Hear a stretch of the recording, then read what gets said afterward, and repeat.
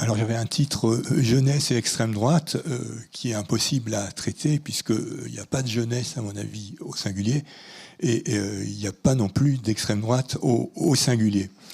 Donc quelle attitude des différentes fractions de la jeunesse face aux extrêmes droites?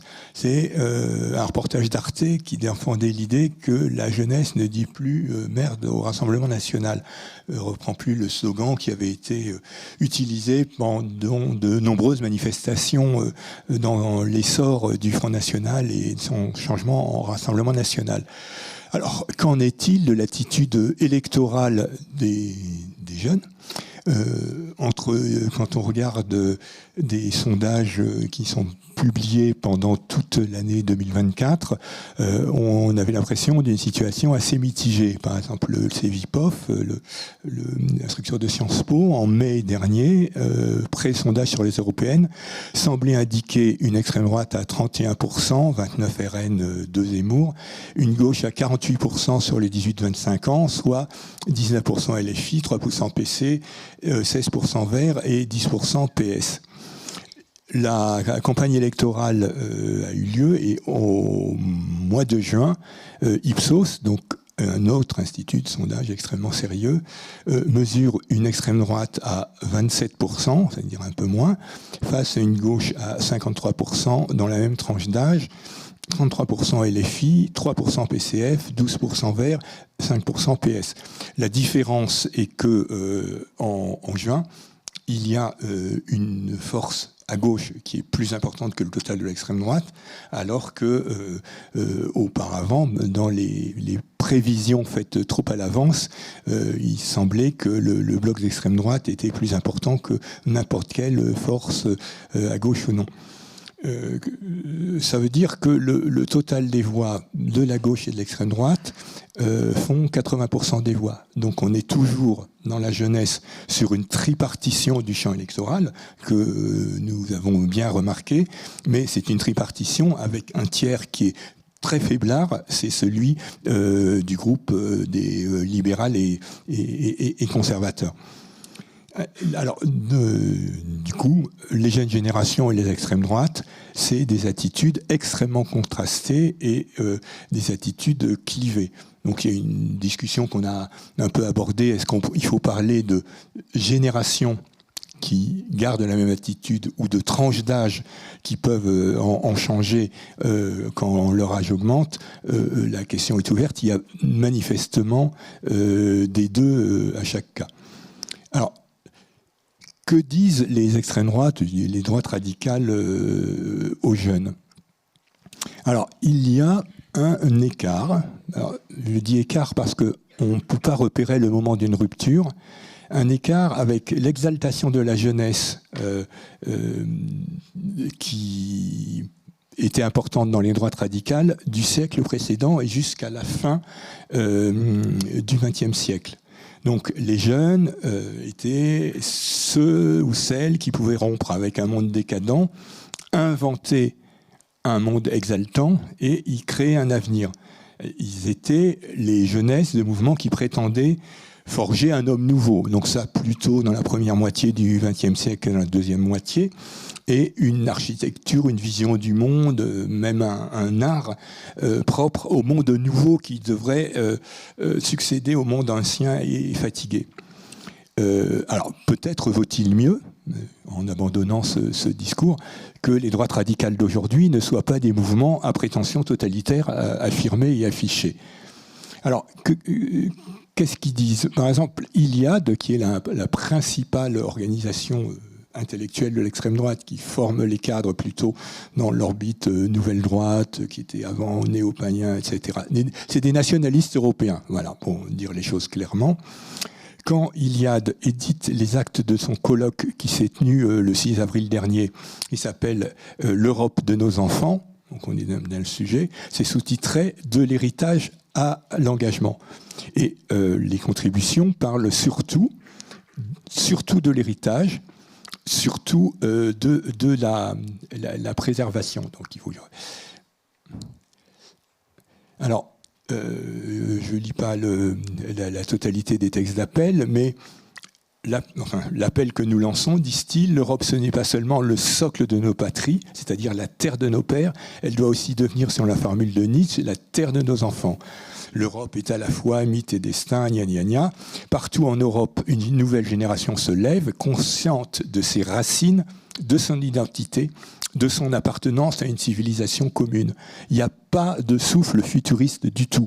La jeunesse est là pour comprendre qu'elle a des racines et prendre la succession et point barre. Alors, ça me permet de dire, c'est des gens qui parlent, les droites radicales en général, qui sont tétanisés par l'idée du grand remplacement.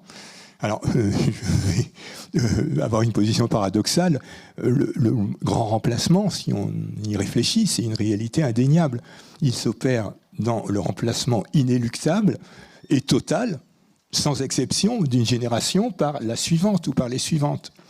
Donc, à moins d'avoir une vision génétique de la transmission de la culture, c'est chaque génération qui doit, dans son entier, incarner ce pays, qui est notre pays, quel que soit même si on a un passeport étranger ici dans la salle, sa société, notre société. C'est avec tous et toutes que nous pouvons construire une société plus juste, plus dynamique, à défaut de laisser un monde plus vivable. Je n'en suis pas absolument certain. Et donc, les droites radicales n'entendent transmettre qu'à une partie de la population et exclure les autres. C'est donc le grand rétrécissement, leur perspective. Et les droites radicales d'aujourd'hui sont trop pessimistes pour porter une vision positive ou enthousiaste de la jeunesse que nous pourrions porter. Alors concrètement, les droites radicales, leurs différents courants, sont très investis dans l'éducation de la jeunesse et des jeunes générations. Par exemple, les catholiques traditionnalistes interviennent, forment dans leur monde les jeunes dès l'enfance. Ils ont un catalogue là sous les yeux, enfin la couverture d'une maison d'édition et de diffusion de catholiques intégristes. C'est un catalogue pour la jeunesse spécifique qui comporte 80 pages. Ils ne sont pas tous éditeurs des centaines de bouquins qui sont là, mais ils sont tous diffuseurs de centaines de bouquins qui vont dans leur vision du monde. Une autre maison d'édition, alors qui est encore ultra intégriste, diffuse dans sa rubrique jeunesse une Bible, la jeunesse du général de Sonis, mais aussi des livres, par exemple, Jeunesse, Tronc, Ray, Point, le dessin pour les enfants. Donc il s'agit de livres effectivement à destination des enfants. Et, Tipiti, le rouge-gorge, Jeunesse en avant. Donc c'est un carnet de chants de bonne sœur. Donc là, ça va être moins swingant à nos oreilles. Le séparatisme catholique traditionnaliste existe dès l'école, c'est-à-dire au sein du secteur des écoles privées hors contrat. La majorité de l'enseignement catholique est un enseignement catholique dont les écoles sont des écoles sous contrat. C'est-à-dire que c'est les programmes de l'éducation nationale, les professeurs sont des professeurs tout court, c'est pas forcément des gens reliés, c'est pas des religieux, mais il y a une croissance très rapide de l'enseignement privé hors contrat. Dans les dernières années, il y en a 99 écoles qui ont ouvert 300 nouvelles classes.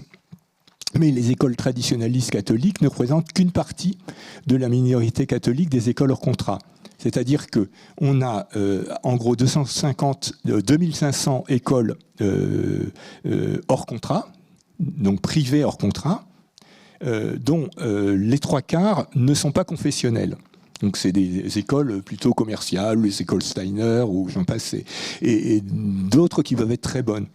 Il y en a 1/5 qui sont des écoles catholiques. Et sur ce 5e sur ces 500 écoles hors contrat catholique, il y en a une partie, pas exclue, pas toutes, qui sont organiquement reliées à telle ou telle secte religieuse. Je dis secte, par exemple, quand je parle je regarde le site de la fondation sacerdotale Saint-Pie X, qui fait une publicité pour les écoles catholiques de la tradition qui sont systématiquement sous régime hors contrat afin de garantir un enseignement véritablement libre et véritablement catholique.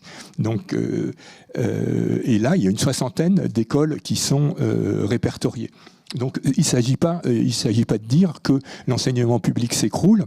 chose dont on peut débattre, au profit de l'enseignement catholique traditionnaliste. Mais il y a un problème d'éducation dès la petite enfance au sein de ce groupe qui est un groupe très fermé. Après les écoles, puisqu'on assiste à un mouvement où l'on ouvre des petites écoles, puis des collèges, puis des lycées, ce qui permet d'ouvrir plus facilement des lycées, parce que ouvrir pour une école confessionnelle un lycée hors contrat, c'est beaucoup plus compliqué que d'ouvrir une école elle-même. Donc c'est plus facile de faire grandir la structure en même temps que l'âge des élèves, pour pas avoir à affronter directement l'ouverture d'un lycée qui a un cauchemar administratif, et bon, l'État a raison de prendre quand même un certain nombre de précautions. Il y a une structure d'encadrement hors école qui sont les scouts. Donc ça correspond à des courants politiques à l'intérieur de l'extrême droite. Par exemple, il y a ce qu'on appelle la nouvelle droite. J'ai cité Iliade, qui est, le mode d'existence aujourd'hui contemporain de cette extrême droite. Au cœur de ce groupe, il y a une secte païenne. Au cœur de sa secte païenne, il y a une troupe de scouts, peu nombreuse, mais dans laquelle sont systématiquement les enfants des dirigeants. Et c'est des enfants qui sont socialisés à des formes de religiosité païenne qui étaient celles des SS. On n'apprend pas à tenir des camps de concentration, mais ils célèbrent les solstices, les fêtes selon les rites qui sont ceux qui étaient enseignés au SS. Enfin, les scouts catholiques, eux, sont divisés en 2 multiples chapelles, correspondant aux chapelles des intégristes, assez court. Donc il y en a par Riaumont, il y a un livre qui s'appelle Les enfants martyrs de Riaumont, parce que c'est un village scout qui a 50 ans d'existence et beaucoup de maltraitance. Alors, les structures de formation du Rassemblement national ou de reconquête n'ont rien de particulièrement jeune. Il y a un discours jeune qui fait qu'un journal comme l'Incorrect multiplie les entretiens entre les chefs des organisations de jeunesse de reconquête, du Rassemblement national et des jeunes républicains. Donc c'est par la jeunesse que se fait une fusion des droites. Alors, la jeunesse des droites radicales, c'est dans les groupuscules. Je ne développe pas des groupuscules activistes dans chacun des départements. Et j'entends souvent, alors c'est des groupuscules auxquels les groupes principaux sous-traitent de fait, ce n'est pas un contrat écrit, sous-traitent de fait la radicalité, la violence, et qui sont jeunes, qui peuvent être très jeunes. Il y a des groupes en région parisienne où il y avait des attaques menées par un groupe de lycéens qui avaient entre 15 et 18 ans. Et j'entends souvent des lamentations sur la supposée domination de l'extrême droite en matière de réseaux sociaux. En particulier les enseignants de certains établissements, pas tous, qui sont inquiets par exemple, du succès qu'a Jordan Bardella en tant que personnalité désirable. Alors, vous allez dire que communiquer via les réseaux sociaux, c'est utile, mais la forme de séduction par les réseaux, qui est celle de l'extrême droite, est une forme de séduction qu'on ne va pas adopter. Marine Le Pen a un TikTok sur le nom de Messichat, un Facebook sur le nom de Messichat et un YouTube Marine Le Pen incollable sur ses 6 chats et des photos de Marine Le Pen caressant un chaton. On n'imagine pas qu'on demande à Nathalie Théiot de se filmer en train de prendre son petit déjeuner, de faire ses courses et de caresser ses animaux de compagnie, si tant est qu'elle en est. On est sensible à l'argumentation politique, à un rapport de notre discours à la réalité, et on ne va pas jouer simplement la séduction de personnes qui seraient un premier plan. Donc, je conclurai en disant que, d'une certaine façon, c'est un sujet qui est moins un sujet que jamais, parce qu'il y a peu ou pas de discours spécifiques des extrêmes droites par rapport aux jeunes ou à la jeunesse, et parce que la jeunesse les jeunes sont extrêmement divisés, Et donc sont sensibles à un certain nombre de questions qui, par exemple, la sensibilité au racisme que nous toutes et tous avons développé, remarqué dans ce colloque, ça a contraposé son inverse symétrique, qu'il y a une partie des jeunes qui sont très sensibles au fait de trouver trop de basanés dans leur lycée ou dans leur ville, etc. Donc, sur cette question de l'intersection des jeunesses avec l'extrême droite, oui, on peut, par exemple, mieux communiquer. En tant que LDH, on est un parti de darons et de daronnes. Je vois que une structure, les ligueurs et les ligueuses ont des formes, ont des âges qui sont... l'âge moyen est assez élevé là-dessus. Mais pour les formes de communication, l'usage, par exemple, d'outils qui sont de réseaux sociaux, on peut le faire dignement, mais c'est des choses qui surgissent. L'extrême droite, par exemple, est terrorisée par le surgissement d'influenceuses musulmanes. Il y a des influenceuses musulmanes, il y a des influenceurs et influenceuses. Ils ne reprennent pas ces termes parce qu'ils ne pensent pas que c'est quelque chose d'enviable de simplement se vendre aux marques de vêtements, mais il y a l'équivalent d'influenceurs et d'influenceuses, des gens qui passent très bien sur les réseaux, qui sont des gens qui sont antiracistes, qui sont mobilisés et qui sont de gauche, et j'en ai terminé.